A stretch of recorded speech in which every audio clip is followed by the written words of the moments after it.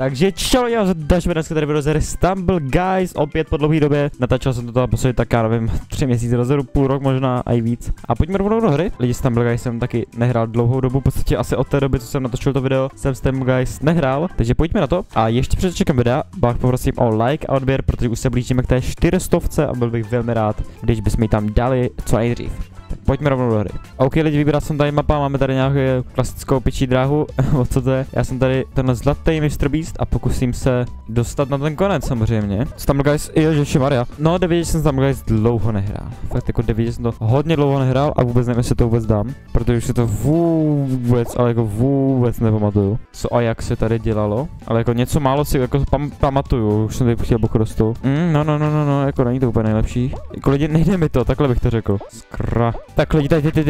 Yes, mám to, lidi, mám to. To už by bylo 6 lidí, tak to nedám. Mám to.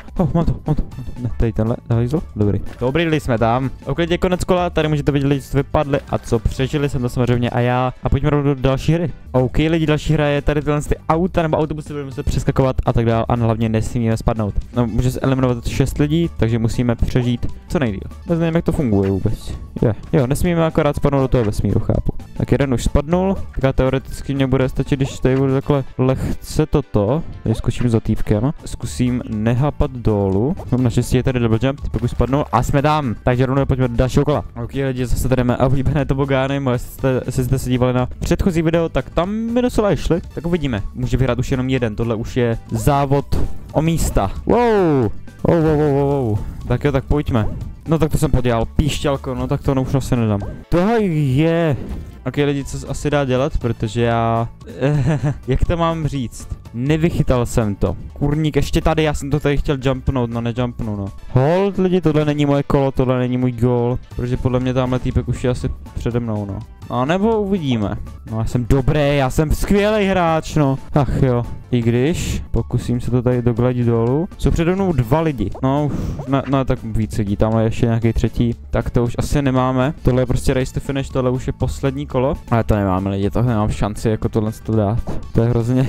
Ten týpek prostě, já jsem tam blbě debilně skočil, že jo. Ten to bude podělal. Já někdy bych to teďka nějak skipnul tady, ale to asi nepůjde. Duhaje! Kdo měl tušit, že tam pro vždycky mačka mezerník lidi. A viděli lidi, pojďme do. Dáme ještě jedno kolo, proč by ne? Tak dáme panové, máme nové kolo, nová hra a vypadá to zase brutálně těžce. Tak uvidíme, jak to zvládneme. Tak lidi, pokusím se nezabít, jo, dobrý, tady není voda. Tady je jenom tohle ty blbosti. Tak tady takhle rychle proběhneme, to vypadá cejku, tady objedeme kouli. Tady se pokusím dostat skrz tohle, jo, je to zatím dobrý. Všechno jde, může nás projít 12. Tady si docela i válím, týpek to tam obchází blbě přes zeď. Ne blbě, on to docela vychytal. Docela uličníkovsky a je tam první a tam budu druhý. Jo, takže jsme tam a můžeme rovnou do další hry. OK lidi, další hra, to je Mr. Beast Disco Drop. To je Mr. Beast Disco Drop, prostě nesmíme spadnout, tam musíme se asi dívat. Jo, na tohle. Nebo to je to, co spadne, Fajn.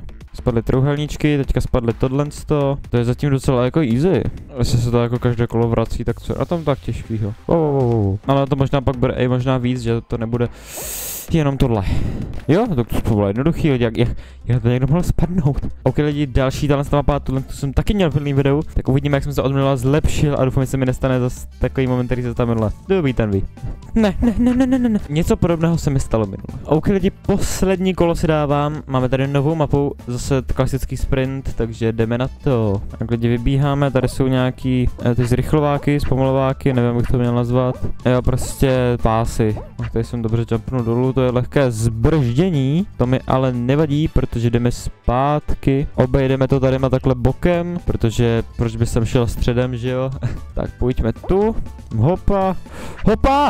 Ne. Ty vole, já mám vždycky takové nutkání bouchnu do stolu. Tak, lidi, pojďme. Že těch lidí není 12. Já si počkám, jsem řekl. Máme tu lidi, já jsem úplně nervózní, ale to je to dětská hra. OK lidi, tohle to bylo docela jako v pohodě, se jsem párkrát spadnul, ale šlo to, tak pojďme do dalšího kola. OK lidi, opět máme milované tobogány, týden jsem to všiml i minule, takže tuhle mapu si lehce pamatuju a bylo tam jedno místečko, které docela fungovalo. Tak uvidíme, jestli jsem to nezapomněl. Tady to mě lehce naboostovalo, tak pojďme, jenom 16 může projít. Neskákat a rovnou jeď.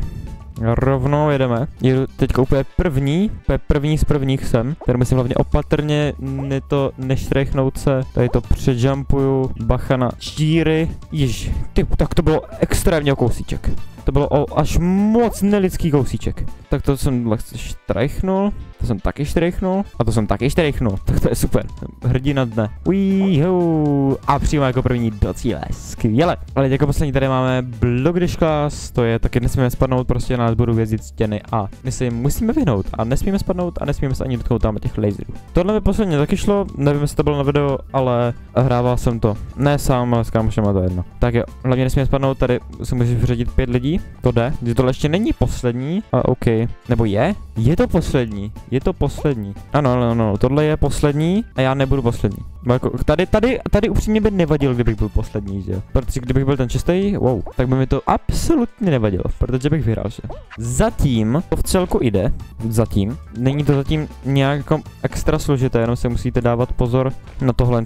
Vždycky se musíte správně vychytat. Já to tady radši probořím, nemusím chodit tam. Zatím nás moc nespadlo, což jako není dobrý, protože bych byl radši, kdyby spadli, ale my se držíme. Co se to tady formuje? Do háje! Ne! Oni spadli všichni! A tam ten blbec jediný přežil. Gratuluju tady týpkovi, protože spadl jako poslední. Ok lidi, tohle to bylo zvláštní, ale pro tohle video to asi bude všechno. Takže já doufám, že vám tohle video bylo. Jestli ano, určitě dávajte like, odběr, a to máme 400 odběratelů a já se obecně si příště. Tak zatím čau.